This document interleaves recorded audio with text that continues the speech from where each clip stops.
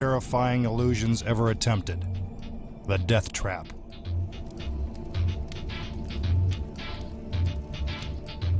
The masked magician will try to escape while suspended upside down above this 30-foot tower of flames and blazing spikes.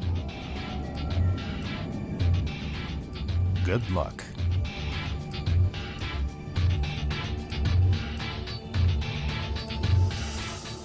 He gives the cue to turn up the heat on the spikes, making his escape even more dangerous.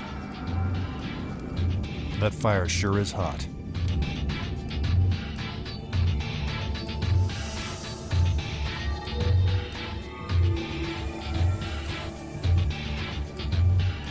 The magician lies down on a ladder. Not the most comfortable place to take a snooze, but that's not what he has in mind. His assistants secure him to the ladder using sturdy straps. He can't move an inch. Buckle up for safety.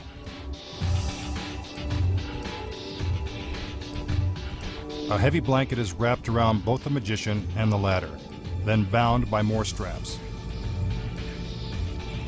Getting out won't be easy. Looks like these girls have done this before. An assistant douses the blanket with water to protect the magician if he gets too close to the flames. The ladder is then attached to a crane that will lift it 40 feet above the ground. Once in the air, the masked magician has only the flaming spikes to break his fall. Only Superman could survive this one. A little more water. Then it's up, up, and away. The ladder is hoisted into the air. Once above the tower, the magician will have just a few seconds to escape before he plunges down onto the blazing spikes. If something goes wrong, we may have to check his dental records to find out who he really is. To avoid becoming a flaming shish kebab, the magician must free himself from his restraints and climb down the ladder to the ledge of the tower. That'll be tough. Remember, beneath that blanket, he's hanging upside down. He's pretty close to the flames. Hope the girls used plenty of water. Uh-oh, something's gone terribly wrong. I don't think that was part of the flight plan.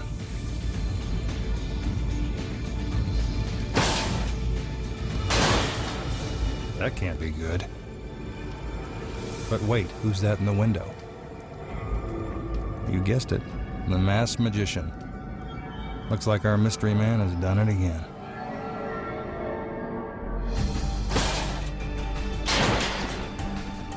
So how did the masked magician escape from the fiery death trap? Here are the secrets. As the illusion begins, the magician is strapped securely to the ladder. The restraints are real, and they're pulled tight. But what you don't see is that the ladder is actually built in two parts. The top is fitted with a hinge that allows it to open easily, lifting the straps and freeing our magician. As the assistants raise the blanket, he rolls off of the ladder and into this ordinary-looking tool chest. The front of the box is really a trap door that allows our magician to secretly escape into a hidden compartment. But if the magician wasn't strapped to the ladder, then how did it look like he was lifted into the air? Simple. Concealed in the blanket that the assistants used to wrap the ladder is a dummy, sewn right into the fabric. First, the assistants raise the front of the blanket to hide the magician's escape. Next, the back of the blanket, with the dummy inside, is folded over and then strapped tight. It looks like the magician, but he's no dummy to try a stunt like this. One more thing. The water that the assistants pour on the blanket to supposedly protect our magician, it's really gasoline, assuring the audience of a flaming finale.